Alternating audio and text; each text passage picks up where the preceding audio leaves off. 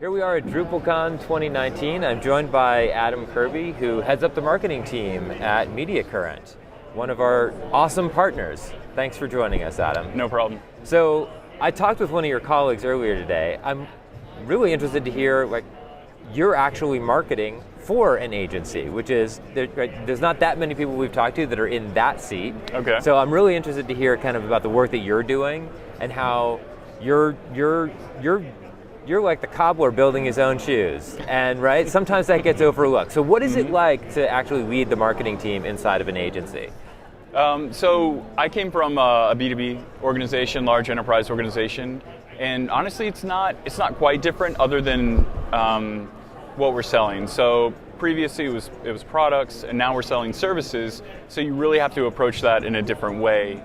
Meaning that it's more about relationship building. Yep. I can't drive people to a website and have tiered pricing and have them buy products. So it is about building those relationships. It's about coming to events like this. It's about creating content that's going to be valuable and actionable for all of our community. So it's been a good change. I've enjoyed it. Awesome. So you're at DrupalCon obviously to represent Mediacurrent here. You guys are one of the first and foremost Drupal agencies out there. But I suspect you also have some other goals yourself as a user of Drupal and as a marketer.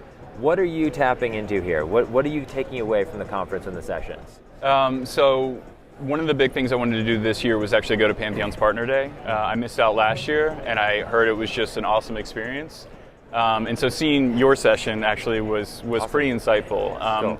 We use Agile within our marketing department at Mediacurrent, and of course we use it in terms of development for our customers. Yep. But your session, not only did it share new insight into Agile I hadn't seen before, like the certification, yep. But it honestly really inspired me to go back to Mediacurrent when we get home, and let's nail down a better Agile process and really take advantage of Yep. this methodology so we can go to market faster, we can rapid test, we can do all those things that make Agile such a great tool to use. Yeah, it's a journey. I think that, I'm someone who's been practicing Agile in one form or another for a long time, Mm-hmm. but even still there's always a journey that your team is on, right? When we think about adopting an Agile method like Scrum or Kanban, we don't do it in a dogmatic way, and you don't start with a fully fledged Agile implementation right out of the gate, right? Right. I talked with Paul earlier today about the importance of having the retrospective, which actually helps us tailor our Agile implementation to our team. Mm-hmm. So it's a journey, basically, yes. Right? Can you maybe you can help me understand kind of where do you feel like you are on that journey? I've been at Mediacurrent for 14 months. 6 months to get into the process and into the culture, Yep. and really get a foothold on Drupal. So we are at the early stages in terms of Agile. We have weekly sprints. We're Yep. sharing what we're doing within those sprints with everyone within the organization, so we have great communication. But sometimes our content production methods aren't Agile. So those are the types of things that I'd like to change moving forward. Can you tell me, you shared a great story about the way that you built a gated asset, a high value gated asset in a more Agile fashion. Can you just walk me through that? Yeah, so last year we actually had two large pieces of content. The first one we used Waterfall.